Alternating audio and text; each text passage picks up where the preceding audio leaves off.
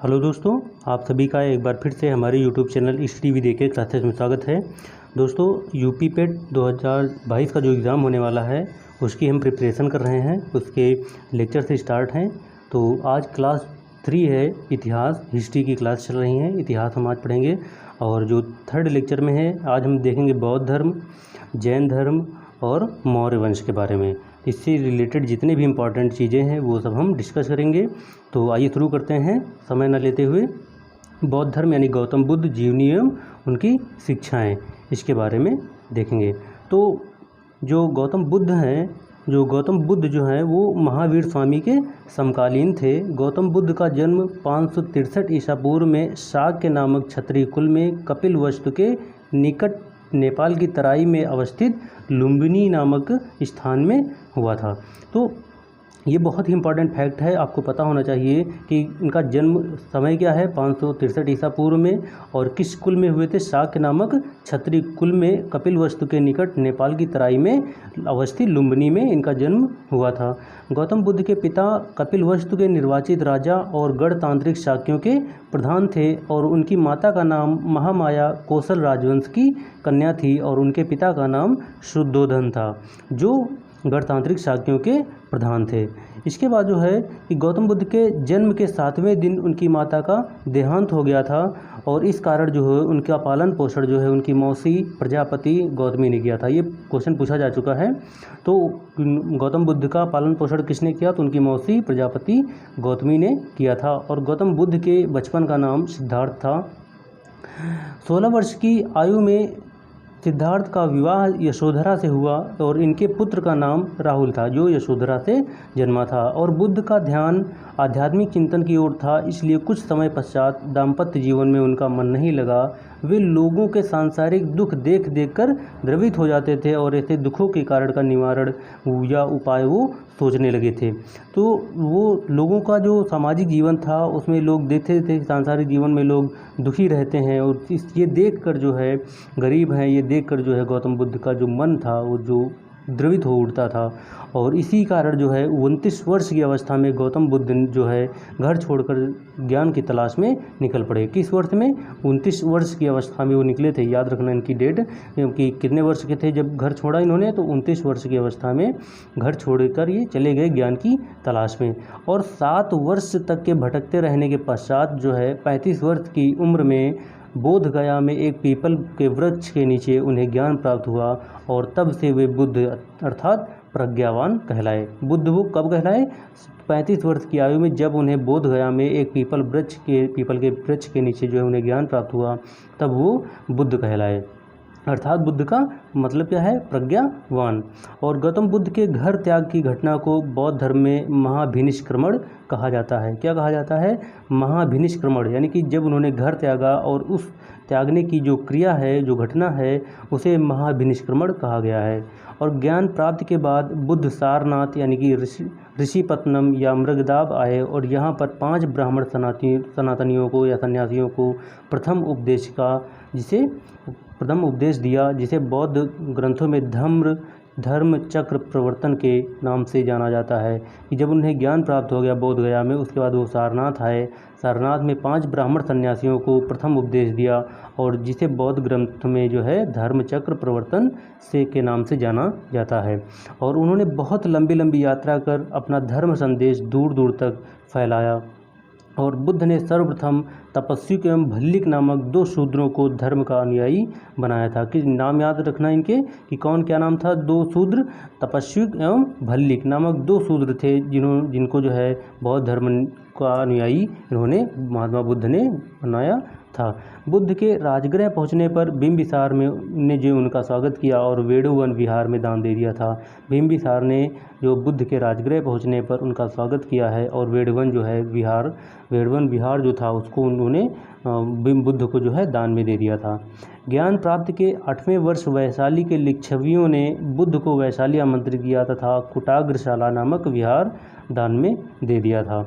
और अपने शिष्य आनंद के कहने पर बुद्ध ने वैशाली की महिलाओं को संघ में प्रवेश की अनुमति दे दी थी। तो संघ में प्रवेश की अनुमति जो उनके शिष्य थे, आनंद थे, उनके कहने पर ही महात्मा बुद्ध ने जो है वैशाली की महिलाओं को प्रवेश की अनुमति दी थी। और बुद्ध ने अपने जीवन के सर्वाधिक उपदेश कौशल राज्य की राजधानी श्रावस्ती में दिए थे। याद रखना कि बुद्ध ने अपने सर्वाधिक उपदेश कहाँ दिए थे, तो कौशल राज्य की राजधानी श्रावस्ती में दिए थे। इसके बाद जो है कि उनके धर्म प्रचार के कार्यों में ऊंच नीच, अमीर गरीब और स्त्री पुरुष के बीच कोई भेदभाव नहीं रहता था कि कोई भी जो है बौद्ध धर्म का प्रचार कर सकता था।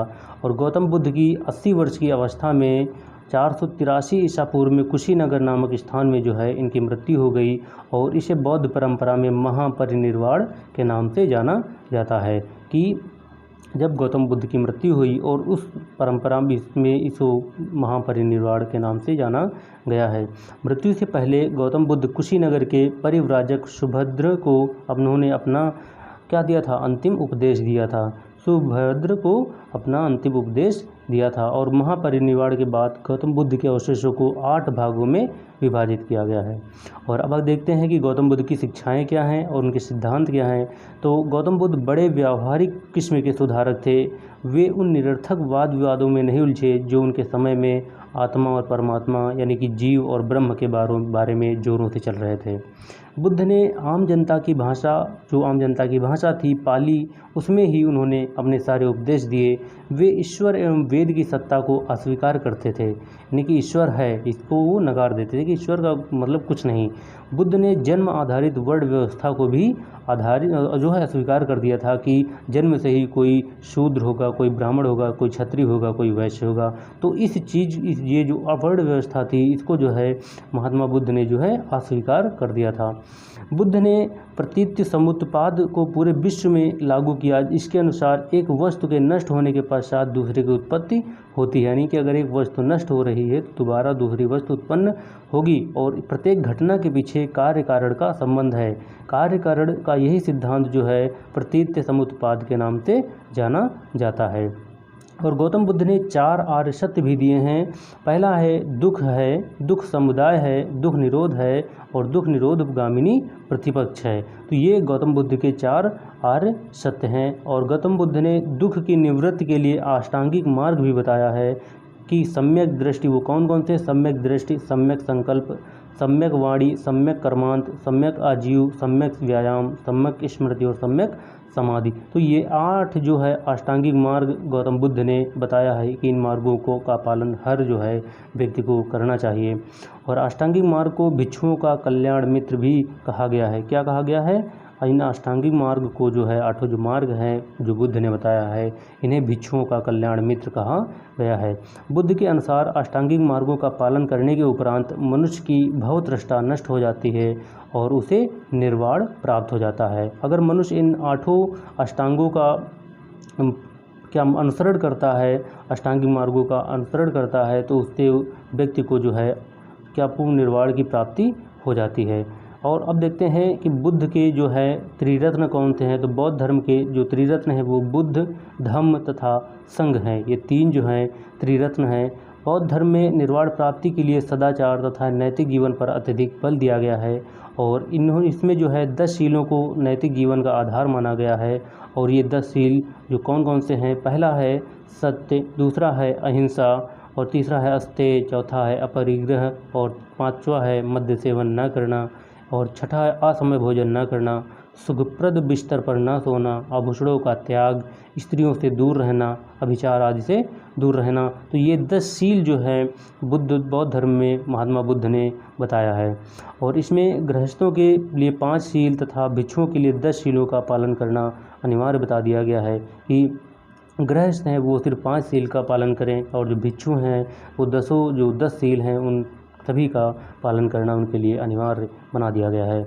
और अब देखते हैं कि बौद्ध संगीतियाँ हुई हैं वो किसके काल में और कब कब हुई हैं। तो जो प्रथम बौद्ध संगीति है वो वैशाली में हुई थी। समय था 483 ईस्वी में या ईसा पूर्व में और इसके अध्यक्ष थे महाकश्यप। और शासनकाल उस समय था जो राजा था वहाँ का वैशाली का, तो वो अजात शत्रु था। तो ये याद रखना कि प्रथम बौद्ध संगीति कहाँ हुई, वैशाली में। कब हुई, 483 ईसा पूर्व में।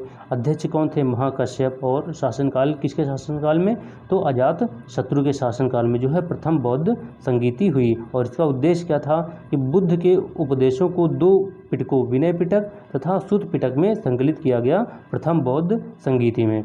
और दूसरी जो बौद्ध संगीति है वो भी कहाँ हुई, वो भी वैशाली में हुई 383 ईसा पूर्व में। और अध्यक्ष थे सवाकमी और कालाशोक उस समय वहाँ का शासक था।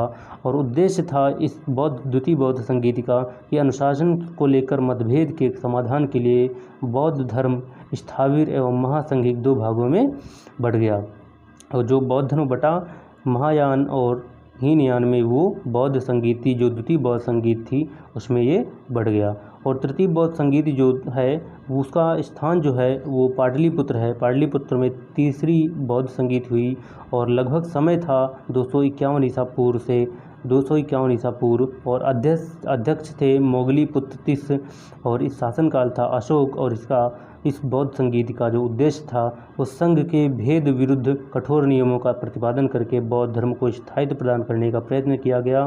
तथा तीसरा पिटक अभिधम्म पिटक जोड़ा गया। पहला कौन था, तो सुत्त पिटक, विनय पिटक और अभिधम्म पिटक, ये तीसरा पिटक जो है तीसरी बौद्ध संगीत में जोड़ा गया। और चौथी बौद्ध संगीत जो है वो स्थान था कश्मीर का कुंडल वन। चौथी बौद्ध संगीत का स्थान कहाँ था, कश्मीर का कुंडल वन। और इसमें जो समय था वो ये लगभग ईसा की प्रथम शताब्दी के आसपास हुआ था। और अध्यक्ष थे वसुमित्र एवं अश्वघोष और शासनकाल था कनिष्क शासनकाल था। और इसका उद्देश्य था धर्म ग्रंथ बौद्ध धर्म को 2 संप्रदायों हीनयान तथा महायान का विभाजन कर दिया गया। कि महायान और हीनयान 2 संप्रदायों में जो है इसका विभाजन किया गया चौथी जो है बौद्ध संगीत में। और अब देखते बौद्ध ग्रंथ हैं, उनके रचनाकार हैं, तो वो कौन कौन से हैं। तो पहला जो बौद्ध ग्रंथ है मिलिंद पन्हो, इसके रचनाकार जो है नागसेन हैं। और दूसरा है कि बुद्ध चरित्र और सौंदरानंद सरियपुत्र और प्रकरण, इसके लेखक जो है रचनाकार हैं अश्वमेघ। और माध्यमिक कारिका जो इसके रचनाकार हैं नागार्जुन। विशुद्धिमग्ग जो है इसके रचनाकार हैं बुद्ध घोष। और अभिधम्म कोश जो हैं इसके रचनाकार जो हैं वसुबंधु हैं। ये बौद्ध धर्म के जो है इम्पॉर्टेंट बौद्ध ग्रंथ हैं। और इसके बाद देखते हैं कि बौद्ध धर्म की लोकप्रियता का क्या कारण था।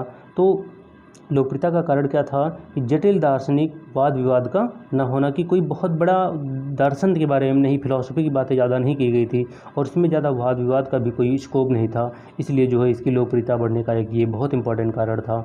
और इसमें क्या किया कि जो भाषा इसमें बुद्ध ने अपनाई वो लोक भाषा थी, लोगों की भाषा थी, यानी लोगों की भाषा जो पाली थी उसमें ही उन्होंने उपदेश दिया।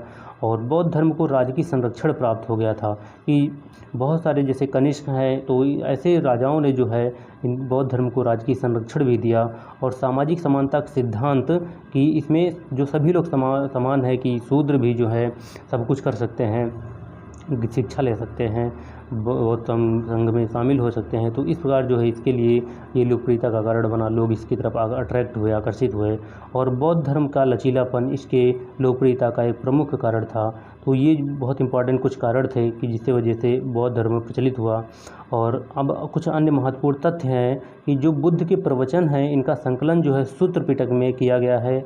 और नागार्जुन भारत के आइंस्टीन के रूप में प्रसिद्ध हैं। और बौद्ध धर्म ग्रंथों के महान टीकाकार बुद्ध घोष हैं। और बुद्ध धर्म के पूर्व जन्म की कथाएं सूत्र पिटक में वर्णित हैं कि बौद्ध धर्म का जो है बुद्ध जो है पूर्व जन्म में कैसे थे, इसका जो कथाएं हैं उस पर आधारित वो सूत्र पिटक में वर्णित की गई हैं। और बुद्ध के पूर्व जन्म की कथाओं को क्या कहा जाता है, जातक कथाएं कहा जाता है। बौद्ध धर्म का सबसे प्राचीन धर्म संप्रदाय कौन सा है, घेरवाद। घेरवाद जो है बौद्ध धर्म का सबसे प्राचीन संप्रदाय है। और इसके बाद बौद्ध धर्म के कुछ संस्थापक हैं, संप्रदाय हैं कि इनके संस्थापक कौन से संप्रदाय के संस्थापक हैं। तो एक संप्रदाय है आजीवक संप्रदाय, जिसकी स्थापना की थी मोखली गोसला ने इसकी स्थापना की थी। और दूसरा संप्रदाय है बौद्ध धर्म में घोर आक्रियवादी, और इसका संस्थापक हैं पूरन कश्यप जी। और अगला है उच्छेदवादी, और इसके संस्थापक हैं अजित केस कम्बलिन। और अगला संप्रदाय है नित्यवादी, और इसके संस्थापक हैं पकुघच्चायन, और संदेहवादी अगला संप्रदाय है और इसके संस्थापक हैं संजय बेलदुपुत्र, इसके संपादक हैं। तो ये कुछ इंपॉर्टेंट संप्रदाय और संपादक हैं जो बौद्ध धर्म में विकसित हुए। और गृह जीवन में रहकर बौद्ध धर्म को मानने वालों को जो है क्या कहा जाता था, उपास्य कहा जाता था। कि गृह जीवन में, अगर गृहस्थ जीवन में कोई रह रहा है और बौद्ध धर्म का पालन कर रहा है तो उसे उपास्य जो है कहा जाता है, उसे उपास्य कहा गया है। और बौद्धों का सबसे पवित्र एवं महत्वपूर्ण त्यौहार वैशाख की पूर्णिमा है, जो बुद्ध पूर्णिमा के नाम से जाना जाता है। बौद्ध धर्म में वर्ण व्यवस्था एवं जाति जो अवस्था थी, जादू व्यवस्था थी, उसका घोर विरोध किया गया है। बौद्ध धर्म अनात्मवादी है, अर्थात इसमें आत्मा की परिकल्पना नहीं की गई है और यह पुनर्जन्म में विश्वास रखता है। तो बौद्ध धर्म जो है पुनर्जन्म में विश्वास रखता है। और बौद्ध संघ में प्रविष्टि होने को उपसंपदा कहा जाता है, कि उसमें जाने को, प्रवेश लेने को उपसंपदा कहा जाता है। बौद्ध संघ का संगठन गणतंत्र प्रणाली पर आधारित था। तो वहाँ जो था रिपब्लिक प्रणाली थी, रिपब्लिक सिस्टम था, गणतंत्र प्रणाली थी, उस पर आधारित था। बुद्ध के पंचशील सिद्धांत का वर्णन छांदोग्य उपनिषद में मिलता है। कहाँ मिलता है पंचशील सिद्धांत का वर्णन? तो छांदोग्य उपनिषद में मिलता है। और गांधार शैली के अंतर्गत ही सर्वाधिक बुद्ध मूर्तियों का निर्माण किया गया है। तो गांधार शैली के अंतर्गत ही सर्वाधिक बुद्ध मूर्तियों का निर्माण किया गया है। तो ये शैली आप लोग याद रखना। इसके बाद जो है हम देखेंगे जैन धर्म, जो महावीर स्वामी हैं, इनके जीवनी है और उनकी शिक्षाएं क्या क्या हैं, और ये हम इसमें देखेंगे। उससे पहले थोड़ा और देख लेते हैं कि बुद्ध के जीवन से संबंधित बौद्ध धर्म के कुछ प्रतीक हैं। कि जो प्रतीक है जन्म, जो है वो प्रतीक, जो जन्म का प्रतीक है वो कमल एवं सांड है। और गृह त्याग का जो प्रतीक है वो घोड़ा है। ज्ञान का जो प्रतीक है वो पीपल या और बोधि का वृक्ष जिसे वो बोलते हैं।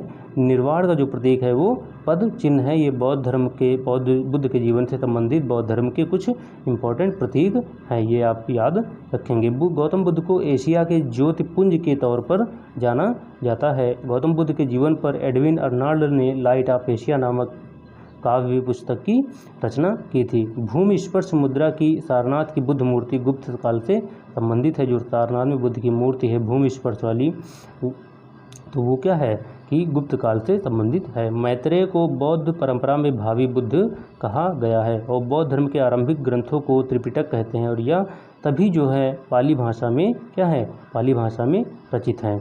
अब इसके बाद जो बौद्ध धर्म हो गया, हम जैन धर्म देखेंगे जिसमें महावीर स्वामी हैं, उनके जीवनी और कुछ शिक्षाएं उनकी जो भी हैं जैन धर्म से रिलेटेड। तो जैन जो शब्द है वो संस्कृत के जिन शब्द से बना है, जिसका अर्थ विजेता होता है। मतलब जिन का मतलब विजेता, जिन्होंने अपने मन, वचन एवं कर्म को जीता है या काया को जीत लिया है, वो जिन कहलाए हैं। तो जैन धर्मावलंबियों के अनुसार उनके सबसे महान धर्मोपदेष्टा महावीर के पहले 23 आचार्य हुए जो तीर्थंकर कहलाते थे। जैन धर्म की स्थापना का श्रेय जैनियों के प्रथम तीर्थंकर ऋषभदेव या आदिनाथ को जाता है, जिन्होंने 6ठी शताब्दी ईसा पूर्व में जैन आंदोलन का प्रवर्तन किया था या किया है। और ऋषभदेव जो है प्रथम तीर्थंकर हैं, वह 22वें तीर्थंकर अरिष्टनेमि का उल्लेख ऋग्वेद में मिलता है। जो ऋषभदेव प्रथम तीर्थंकर हैं और जो 22वें तीर्थंकर अरिष्टनेमि हैं, इनका उल्लेख ऋग्वेद में मिलता है। जो वेद हैं उसमें, ऋग्वेद जो है उसमें इनका वर्णन मिलता है। और जैन धर्म के जो 23वें तीर्थंकर पार्श्वनाथ थे, जो काशी के जो है इक्ष्वाकु वंशी राजा अश्वसेन के पुत्र थे। इनका काल महावीर से 250 वर्ष पूर्व माना जाता है। इनके अनुयायियों को निर्ग्रंथ कहा जाता था। क्या कहा जाता था? निर्ग्रंथ कहा जाता था। पार्श्वनाथ ने 4 महाव्रत प्रतिपादित किए, जो हैं सत्य, अहिंसा, अपरिग्रह तथा अस्तेय। अस्तेय मतलब चोरी न करना। पार्श्वनाथ को झारखंड के गिरिडीह जिले में सम्मेद पर्वत पर निर्वाण प्राप्त हुआ। तो पूछा गया है इस पार्श्वनाथ को मतलब कहाँ जो है निर्वाण प्राप्त हुआ था, तो झारखंड के गिरिडीह जिले में जो सम्मेद पर्वत है वहाँ पर इनको निर्वाण प्राप्त हुआ था। जैन धर्म के वास्तविक संस्थापक जो हैं 24वें एवं अंतिम तीर्थंकर जो महावीर स्वामी हैं, इनको माना जाता है। और महान समाज सुधारक वर्धमान महावीर का ठीक समय निश्चित करना कठिन है कि इनका जो समय काल है वो क्या था। और एक मान्यता के अनुसार वर्धमान महावीर का जन्म 540 ईसा पूर्व में वैशाली के पास कुंड ग्राम में हुआ, ऐसा माना जाता है। कि मान्यता है कि 540 ईसा पूर्व में वैशाली के पास कुंड ग्राम नामक स्थान पे जो है वर्धमान महावीर का जन्म हुआ था। और वैशाली की पहचान उत्तर बिहार में इसी नाम के जन स्थापित जिले में स्थित बसाड़ से की गई है। और उनके पिता सिद्धार्थ ज्ञात्रक कुल के प्रधान थे। उनकी माता का नाम त्रिशला था, जो बिंबिसार के ससुर लिच्छवी नरेश चेटक की बहन थी। और इस प्रकार महावीर के परिवार का संबंध मगध के राज परिवार से था, और इस संबंध के कारण अपने धर्म प्रसार के क्रम में उन्हें राजाओं और राज सचिवों के साथ संपर्क करना बहुत ही आसान हुआ। महावीर स्वामी की पत्नी का नाम यशोदा था, और यशोदा से जन्म लेने वाली पुत्री अनिज्जा प्रियदर्शना का विवाह जामाली नामक क्षत्रिय से हुआ था। और जो जामाली था, जामाली महावीर स्वामी का प्रथम शिष्य बना। जो उनका दामाद था वही जो है महावीर स्वामी का प्रथम शिष्य बना। महावीर स्वामी सत्य की खोज के लिए 30 वर्ष की अवस्था में सांसारिक जीवन का परित्याग करके सन्यासी हो गए थे, और 12 वर्ष तक लगातार कठोर तपस्या एवं साधना के पश्चात 42 वर्ष की आयु में महावीर को जो है जुम्भिक ग्राम के समीप ऋजुपालिका नदी के किनारे साल के वृक्ष के नीचे जो है कैवल्य प्राप्त हुआ। तो याद रखना कि कहाँ जुम्भिक ग्राम के समीप ऋजुपालिका नदी के किनारे, नदी पूछा जा सकता है, और साल के वृक्ष के नीचे जो है उन्हें कैवल्य प्राप्त हुआ। और कैवल्य प्राप्त हो जाने के बाद महावीर स्वामी जिन कहलाए, और उनके अनुयायी जो भी थे जितने थे वो सब जैन कहलाए। महावीर स्वामी की मृत्यु पावापुरी में 72 वर्ष की अवस्था में 468 ईसा पूर्व में हुई थी। कहाँ हुई थी? पावापुरी में 468 ईसा पूर्व में 72 वर्ष की आयु में हुई थी। और महावीर स्वामी ने अपने जीवन काल में ही एक संघ की स्थापना की, जिसमें 11 अनुयायी सम्मिलित थे। और ये क्या थे कहलाए? ये गणधर कहलाए, कि उन्होंने अपने जीवन काल में एक संघ की स्थापना कर ली, और जिसमें 11 अनुयायी थे, और ये सभी अनुयायी गणधर कहलाए।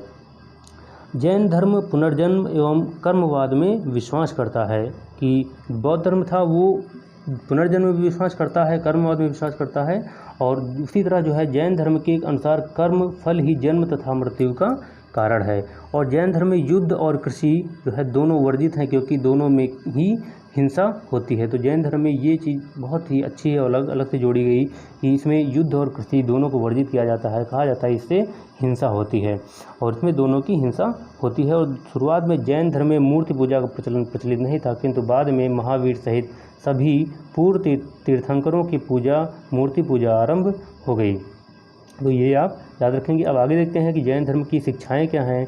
तो जैन धर्म की शिक्षाओं में पंच महाव्रत का बात की गई है। पंच महाव्रत कौन कौन से हैं? अहिंसा है, यानी कि जीव की हत्या न करना। सत्य है, यानी सदा सत्य बोलना। अपरिग्रह है, यानी संपत्ति इकट्ठा न करना। अस्तेय है, यानी चोरी न करना। ब्रह्मचर्य है, इंद्रियों को वश में करना। तो ये जो है पंच महाव्रत जैन धर्म की शिक्षाओं में दिए गए हैं। और उपयुक्त 5 महाव्रतों में 4 पार्श्वनाथ ने दिए थे, जबकि 5वां महाव्रत आचार्य ब्रह्मचर्य महावीर ने जोड़ा था। त्रिरत्न भी हैं जैन धर्म के। तो जैन धर्म के अनुसार कर्म फल से मुक्ति के लिए त्रिरत्न का अनुशीलन जो है या पालन जो है आवश्यक है। और वो कौन कौन से हैं? पहला है सम्यक दर्शन, यानी वास्तविक ज्ञान। सम्यक ज्ञान यानी कि सत्य में विश्वास। और सम्यक आचरण यानी कि सांसारिक विषयों से उत्पन्न सुख दुख के प्रति संभाव। तो ये जो है त्रिरत्न जो है जैन धर्म में बताए गए हैं। और जैन धर्म के ज्ञान है कौन कौन से हैं? तो गति यानी इंद्रिय जनित ज्ञान, श्रुति यानी श्रवण ज्ञान, अवधि यानी दिव्य ज्ञान, मनः पर्याय यानी कि दूसरे के मन को जान लेना, और कैवल्य ज्ञान यानी कि सर्वोच्च ज्ञान। तो ये जैन धर्म के ज्ञान हैं। और इसके बाद जो है जैन धर्म के मतानुसार ज्ञान के 3 स्रोत माने गए हैं। पहला है प्रत्यक्ष, यानी प्रत्यक्ष रूप में प्राप्त किया गया। अनुमान और तीर्थंकरों के वचन। ये 3 जो हैं ज्ञान के 3 स्रोत जैन धर्म के मतानुसार बताए गए हैं। आगे देखते हैं कि जैन दर्शन है कि कौन कौन से जैन दर्शन है। पहला है अनेकांतवाद, जो बहुरूपता का सिद्धांत है। और सप्तभंगिनी या स्यादवाद जो सापेक्षता का सिद्धांत है। तो ये जो है जैन धर्म का बहुत ही इम्पोर्टेंट दर्शन है, ये आप याद रखेंगे। एक और दर्शन है नववाद, यानी कि आंशिक दृष्टिकोण का सिद्धांत। नववाद जो है वो आंशिक दृष्टिकोण का सिद्धांत, ये भी एक दर्शन है। जैन धर्म में कैवल्य जीव का अंतिम लक्ष्य है, यानी कि जीव जो है उसका अंतिम लक्ष्य क्या है? निर्वाण प्राप्त करना, मुक्ति प्राप्त करना, कैवल्य प्राप्त करना, ज्ञान प्राप्त करना। कर्म फल का तथा आत्मा से भौतिक तत्व हटाने से कैवल्य यानी कि निर्माण संभव है। और जैन धर्म से संबंधित जो तथ्य हैं वो निम्न हैं। आइए तथ्य देख लेते हैं कौन कौन से हैं। तो पहला तथ्य है आश्रव। आसरो का मतलब है कर्म का जीवन की ओर प्रवाह आसरो कहलाता है। कर्म का जीवन की ओर प्रवाह आसरो कहलाता है। और संवर यानी कि जब कर्म का प्रवाह जीव की ओर रुक कर जाए। और निर्जरा, निर्जरा मतलब अवशिष्ट कर्म का जल जाना या पहले से विद्यमान कर्मों का क्षय हो जाना निर्जरा कहलाता है। और बंधन, कर्म का जीव के साथ संयुक्त हो जाना बंधन कहलाता है। ये जो है बंधन, कर्म का जीव के साथ संयुक्त हो जाना बंधन कहलाता है। और आगे है भिक्षुओं के लिए पंच महाव्रत तथा गृहस्थों के लिए पंच अणु व्रतों की अवस्था है। जैसे बौद्ध धर्म में बताया गया था तो वही वैसे सेम वही यहाँ भी बताया गया कि जो भिक्षु हैं उनके लिए पंच महाव्रत तथा गृहस्थों के लिए पंच अणु व्रतों की जो है अवस्था बताई गई है। और वो कौन कौन से हैं अब आगे देखते हैं कि तीर्थंकर जो हैं उनके प्रतीक क्या हैं। जो 24 तीर्थंकर हुए हैं तो जो पहले थे ऋषभदेव यानी आदिनाथ जिनको कहते हैं उनका प्रतीक है वृषभ यानी बैल। और जो शांतिनाथ हैं उनका प्रतीक है हिरण। और जो पार्श्वनाथ हैं उनका प्रतीक है सर्प फड़। और जो तीर्थंकर महावीर हैं और उनका जो प्रतीक है सिंह। और अरिष्टनेम जो हैं उनका प्रतीक है शंख। और संभवनाथ हैं उनका प्रतीक है अश्व। तो ये जो है प्रतीक है तीर्थंकरों के, ये आप याद रखेंगे। आगे है जैन संगीतियाँ। तो प्रथम जैन संगीत जो है वर्ष 300 ईसा पूर्व के आसपास पाटलिपुत्र में हुई और उसके अध्यक्ष थे स्थूलभद्र। और परिणाम क्या हुआ कि बिखेर एवं लुप्त ग्रंथों का संचयन किया गया। जो बिखरे पड़े हुए थे सारे ग्रंथ इधर उधर जो उनका और जो लुप्त थे उनका संचयन किया गया। 12 अंगों का संकलन किया गया तथा जैन का 2 संप्रदायों श्वेतांबर तथा दिगंबर में विभाजन हो गया। और जो द्वितीय जैन संगीत हुई वो वर्ष 513 ईसा पूर्व में हुई और स्थान था वल्लभी और गुजरात में इसका दूसरी संगीत हुई। और अध्यक्ष थे देवार्धि क्षमा भ्रमण इसके अध्यक्ष थे। और परिणाम क्या हुआ कुल 11 अंकों में पूरे जैन धर्म को लिपिबद्ध किया गया। अब आगे देखते हैं कि संलेखना प्रथा क्या है। कि संलेखना प्रथा जैन धर्म में जो संलेखना सत व लेखना शब्द से मिलकर बना है जिसका शाब्दिक अर्थ अच्छाई का लेखा जोखा होता है। इस धर्म में अहिंसा एवं काया क्लेश पर अत्यधिक बल दिया गया है। अतः संलेखना शब्द उपवास द्वारा प्राण त्याग करना है। अगर पूछा जाए कि संलेखना विधि क्या है तो उपवास द्वारा यानी कि व्रत रख के फास्ट करके जो है प्राण को त्याग करना संलेखना जो है प्रथा कहलाती है, संलेखना विधि कहलाती है। और आगे है कि संथारा प्रथा क्या है। तो जैन धर्म में संथारा प्रथा के अंतर्गत जब किसी व्यक्ति को लगता है कि वह मृत्यु के निकट है तो वह एकांतवास ग्रहण कर लेता है और अन्न जल त्याग देता है और मौन व्रत धारण कर लेता है और ये संथारा प्रथा है। और इसके बाद वह किसी भी दिन शरीर त्याग देता है। तो अब ये दोनों जो है जो प्रथाएं हैं ये आप अच्छे से याद रखेंगे कि इसमें क्या होता है। तो अन्य कुछ महत्वपूर्ण तथ्य हैं कि बौद्ध धर्म की तरह जैन धर्म में भी वर्ण अवस्था को अंगीकार नहीं किया गया। और जैन धर्म पुनर्जन्म एवं कर्मवाद में विश्वास करता है। महावीर स्वामी के अनुसार पूर्व जन्म में अर्जित पुण्य एवं पाप के अनुसार ही किसी का जन्म उच्च एवं निम्न कुल में होता है। भद्रभाव एवं उनके अनुयायियों को दिगंबर कहा जाता है और ये दक्षिण के जैनी कहलाते हैं। दिगंबर जो दक्षिण के जैनी कहलाते हैं। और अगला है कि स्थलबाहु एवं उनके अनुयायियों को श्वेतांबर कहा गया है। जो दिगंबर थे भद्रबाहु थे वो दिगंबर कहलाए यानी दक्षिण के जैनी कहलाए। और जो स्थूलबाहु एवं उनके अनुयायी थे वो श्वेतांबर कहलाए। उत्तर भारत में जैन धर्म के 2 प्रमुख केंद्र उज्जैन एवं मथुरा है। और जैन परंपरा के अनुसार अरिष्टनेमी भागवत धर्म के वासुदेव कृष्ण के समकालीन थे। जैन धर्म में कर्मफल से छुटकारा पाने के लिए त्रिरत्न को आवश्यक बताया गया है, जो हमने वही ऊपर त्रिरत्न की बात की है। और महावीर स्वामी की मृत्यु के बाद जैन संघ का प्रथम अध्यक्ष सुधर्मन था। तो इनकी मृत्यु के बाद जो है पहला अध्यक्ष कौन था तो सुधर्मन था। जैन धर्म के ग्रंथ अर्धमागधी भाषा में लिखे गए हैं, ये याद रखना। और जैन धर्म में सामान्य बोलचाल की भाषा कौन थी तो प्राकृतक जो भाषा थी प्राकृतिक भाषा थी वो सामान्य बोलचाल की भाषा थी। जैन धर्म में सामान्य बोलचाल की भाषा थी। और चंपा के शासक दधिवाहन की पुत्री चंदना महावीर की पहली महिला भिक्षुणी थी। तो ये पूछा जा सकता है कि पहली महिला भिक्षुणी महावीर की कौन थी तो वो चंपा के शासक दधिवाहन की पुत्री चंदना महावीर स्वामी की पहली जो है महिला भिक्षुणी थी। और प्रथम जैन संगीत का दिगंबरों ने विरोध किया था। और जैन साहित्य को आगम कहा जाता है। जैन ग्रंथों में सबसे महत्वपूर्ण पर्व जो परिशिष्ट पर्व है। और जैन ग्रंथ जो है भगवती सूत्र में 16 महान जनपदों का उल्लेख मिलता है। आचरांग सूत्र में महावीर के जीवन पर कुछ प्रकाश पड़ता है और न्याय धम्मकः ग्रंथ में महावीर की शिक्षाओं का संग्रह है। कहाँ है? तो न्याय धम्मकः ग्रंथ में महावीर की शिक्षाओं का संग्रह है। जैन धर्म का प्रारंभिक इतिहास कल्प सूत्र से ज्ञात होता है, जिसकी रचना भद्रबाहु ने की थी। माउंट आबू के दिलवाड़ा जैन मंदिर संगमरमर के बने हैं। इसका निर्माण गुजरात के चालुक्य शासक भीमदेव प्रथम के सामंत बिमल शाह ने करवाया था। अब आगे देखते हैं कि जो इम्पोर्टेंट कुछ जैन ग्रंथ हैं और उनके रचनाकार कौन कौन से हैं। तो पहला जैन ग्रंथ है कल्पसूत्र, जिसके रचनाकार हैं भद्रबाहु, और दूसरा है परिशिष्ट पर्वन, जिसके रचनाकार हैं हेमचंद्र, और स्यादवाद मंजरी, और इसके रचनाकार हैं मल्ली सेन, और जो द्रव्य संग्रह है ग्रंथ है इसके रचनाकार हैं नेमचंद्र, और प्रवचन सार है इसके रचनाकार हैं कुंद कुंद, और श्लोक वार्तिक जो है ग्रंथ है इसके रचनाकार हैं विद्यानंद स्वामी, और इसके बाद जो न्यायावतार है और उसके रचनाकार हैं सिद्धसेन दिवाकर, और तत्वार्थ जो सूत्र है और इसके रचनाकार हैं उमा स्वामी। तो ये बौद्ध धर्म के कुछ इंपॉर्टेंट ग्रंथ हैं जिनके रचनाकार है। और महामस्तकाभिषेक जैन धर्म का एक महत्वपूर्ण उत्सव है, और महावीर स्वामी की मृत्यु के पश्चात सुधर्मन जैन संघ का प्रथम अध्यक्ष बना था, जो भी हमने ऊपर बात की है। खजुराहो के हिंदू धर्म और जैन धर्म से संबंधित हैं। जैन साहित्य में अशोक के पौत्र संप्रति को जैन मत का संरक्षक बताया गया है। वह उज्जैन का शासक था, जिसके कारण उज्जैन जैन धर्म का प्रमुख केंद्र बन गया। तो जैन धर्म का प्रमुख केंद्र उज्जैन कैसे बना? क्योंकि जो है अशोक का पौत्र था संप्रति, वो जैन मत का संरक्षक था और वह उज्जैन का शासक था, और इसी कारण जो है उज्जैन जैन धर्म का प्रमुख केंद्र बन गया है। उसके बाद आगे बात करते हैं मौर्य वंश की। तो मौर्य वंश से रिलेटेड जितने भी इम्पोर्टेंट फैक्ट हैं वो हम बात करेंगे।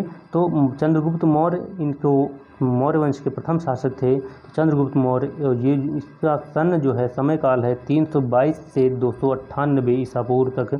तो चंद्रगुप्त मौर्य जो है वही चाणक्य की सहायता से अंतिम नंद वंशी शासक धनानंद को पराजित कर 322 ईसा पूर्व में मगध की गद्दी पर बैठा था। तो आप लोगों ने बहुत अच्छे से चाणक्य वगैरह को जानते हैं, तो उन्हीं के जो शिष्य थे चंद्रगुप्त मौर्य, उन्होंने ही धनानंद को पराजित कर जो है 322 ईसा पूर्व में मगध की गद्दी पर बैठे थे। और चंद्रगुप्त मौर्य के दरबार में सेल्यूकस का राजदूत मेगस्थनीज आया था, और भारत में रहकर मेगस्थनीज ने जो इंडिका नामक पुस्तक है उसकी रचना की थी। सोह गौरा ताम्रपत्र गोरखपुर जो है तथा महास्थान अभिलेख बांग्लादेश जो चंद्रगुप्त मौर्य से संबंधित है। वहाँ कुछ अभिलेख हैं जो चंद्रगुप्त मौर्य से संबंधित हैं। इसके बाद जो है कि कौटिल्य जो चाणक्य हैं, चाणक्य को ही कौटिल्य के नाम से भी जाना जाता है, इन्होंने राजनीति की पुस्तक अर्थशास्त्र की रचना की है। और चंद्रगुप्त मौर्य जो है जैन धर्म के अनुयायी थे। चंद्रगुप्त मौर्य 298 ईसा पूर्व में उपवास यानी कि संलेखना प्रथा द्वारा शरीर को त्याग दिया था। कब? 298 ईसा पूर्व में। और किसके द्वारा? उपवास, जो भी हमने जैन धर्म की बात की कि संलेखना प्रथा द्वारा इन्होंने शरीर को त्याग दिया था। और इसके बाद जो है 298 से 273 ईसा पूर्व में जो बिंदुसार चंद्रगुप्त मौर्य के बाद बिंदुसार 298 ईसा पूर्व में गद्दी पर बैठा, और बिंदुसार को अमित्रघात के नाम से भी जाना जाता है। सीरिया के शासक एंटियाकस प्रथम ने डायमेकस को राजदूत के रूप में बिंदुसार के दरबार में भेजा था। मिस्र के शासक टालमी द्वितीय फिलाडेल्फस ने भी डायनोसिस नामक राजदूत बिंदुसार के दरबार में भेजा था। तो बिंदुसार के बाद जो है उनका पुत्र जो है अशोक, वो 273 से 232 ईसा पूर्व में मगध की गद्दी पर बैठा, और अशोक का राज्याभिषेक जो है लगभग 269 ईसा पूर्व में हुआ था, जिससे पहले अशोक उज्जैन का राज्यपाल था। अशोक का उसके अभिलेखों में से देवनाम पियदिस नाम से जाना जाता है, यानी देवताओं का प्रिय। और अशोक का नाम उल्लेख मास्की, गुर्जरा, नेटूर तथा उदयगोलम अभिलेखों में भी मिलता है। उसका अशोक का नाम वहाँ मिलता है, जो अभिलेख मिले हैं उसमें मिलता है इसका नाम। पुराणों में उसे अशोक वर्धन तथा दीपवंश में करमौली कहा गया है। अशोक के अभिलेखों को सर्वप्रथम जेम्स प्रिंसेप ने पढ़ा था। तो किसने पढ़ा था? जेम्स प्रिंसेप ने पढ़ा था। अशोक ने राज्याभिषेक के 8वें वर्ष लगभग 261 ईसा पूर्व में कलिंग पर आक्रमण किया था, और अशोक के 13वें अभिलेख में कलिंग युद्ध के बारे में जो है विस्तृत जानकारी मिलती है। तो किस कलिंग युद्ध जो हुआ उसके बारे में विस्तृत जानकारी कहाँ मिलती है, तो अशोक के 13वें अभिलेख में मिलती है। अशोक शुरुआत में ब्राह्मण धर्म का अनुयायी था, परंतु बाद में बौद्ध धर्म का अनुयायी बन गया। तो पहले वो ब्राह्मण धर्म का अनुयायी था, बाद में बौद्ध धर्म का अनुयायी बन गया। तो ये था अशोक के बारे में। और अब अशोक के कुछ अभिलेख हैं कि भारत में शिलालेख का प्रचलन सर्वप्रथम अशोक ने ही करवाया था, और इसके कुछ शिलालेख हैं और उसमें विषय वस्तु क्या दी है। तो पहला शिलालेख जो है उसमें कहा गया है कि जो पशु बलि की निंदा के बात की गई है और सभी मनुष्य मेरी संतान हैं, इसकी बात अशोक के पहले शिलालेख में की गई है। और इसके बाद जो है जो दूसरा अभिलेख है, जो दूसरा शिलालेख है, उसमें जो है बात की गई है पशु चिकित्सा, मानव चिकित्सा एवं लोक कल्याणकारी कार्य के बारे में अशोक के दूसरे शिलालेख में बात की गई है। चोल, चेर, पांड्य, शांतिय पुत्र राज्यों की चर्चा भी अशोक के दूसरे शिलालेख में की गई है। जो तीसरा शिलालेख है वो उसमें बात की गई है युक्त, रज्जुक और प्रादेशिक अधिकारियों को दौरा करने के आदेश, इसके बारे में वहाँ बात की गई है। और चौथे शिलालेख में धर्मचारण के भेरीनाथ द्वारा धम्म का उद्घोष किया गया है और ये सब लिखा है उसमें। और पांचवा जो शिलालेख है धम्म महापात्रों की नियुक्ति के विषय में पांचवें शिलालेख में जानकारी दी गई है। और जो अशोक का छठा शिलालेख है इसमें आत्मनिर्णय की शिक्षा दी गई है कि आत्मनिर्णय किया जाए। और सातवां जो अशोक का शिलालेख है उसमें सभी संप्रदायों के लिए सहिष्णुता की बात की गई है। और अशोक का जो आठवां शिलालेख है उसमें सम्राटों की धर्म यात्राओं का उल्लेख है, अशोक ने खुद जो है धर्म यात्राएं की थी। नवां शिलालेख है धम्म समारोह की चर्चा। और 10वां शिलालेख में बात की गई धम्म नीति की श्रेष्ठता पर बल दिया गया है। और 11वां शिलालेख है धम्म नीति की व्याख्या, इसमें व्याख्या 11वें शिलालेख में की गई है। और जो 12वां शिलालेख है सर्वधर्म संभाव एवं स्त्री महामात्र की जो है चर्चा की गई है। और 13वां शिलालेख है कलिंग युद्ध का वर्णन जो है 13वें शिलालेख में किया गया है। और मौर्य प्रशासन देखते हैं कि उसमें प्रशासन में कौन कौन से पद थे, जो कुछ इंपॉर्टेंट विभाग हैं उनके अध्यक्ष कौन थे। तो जो पहला जो विभाग था वाणिज्य का अध्यक्ष था वो पठ्याध्यक्ष कहलाता था। और माप तौल का जो अध्यक्ष था वो पौतवाध्यक्ष कहलाता था। और जो बूचड़ खाने का जो अध्यक्ष था वो सोनाध्यक्ष कहलाता था।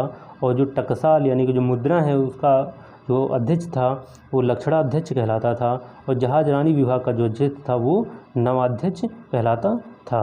और जो चारागाह अध्यक्ष था वो विविताध्यक्ष कहलाता था। तो ये मौर्य काल का जो प्रशासन प्रणाली थी उसके बारे में बात की कि अलग अलग विभागों के अधिकारी को क्या कहते थे। अशोक ने जो है आजीविकों के रहने हेतु बराबर की पहाड़ियों में 4 गुफाओं का निर्माण करवाया था। अशोक ने अपने शासन के 10वें वर्ष सर्वप्रथम बोधगया की यात्रा की, उसके बाद राज्याभिषेक के 20वें वर्ष लुम्बिनी गया था। तो दोस्तों ये हमने जो है मौर्य वंश की बात की। तो आपको ये वीडियो कैसा लगा हमें कमेंट करके बात कीजिए, हम आप कमेंट करके हमें बताइए। और ऐसे ही वीडियो हम आपके लिए लाते रहेंगे। आपका जो है पूरा पेड का जो सिलेबस है वो हम पूरा कंप्लीट करवाएंगे। तो हमें कमेंट करके बताइए, अगर आप और चाहते हैं तो हम और थोड़ी वीडियो लंबी कर देंगे और जल्दी सिलेबस जो है हम कवर कर लेंगे। तो फिर मिलते हैं, पढ़ते रहिए, तैयार करते रहिए, अच्छे से तैयारी कीजिए। बेस्ट ऑफ लक, फिर मिलते हैं, धन्यवाद।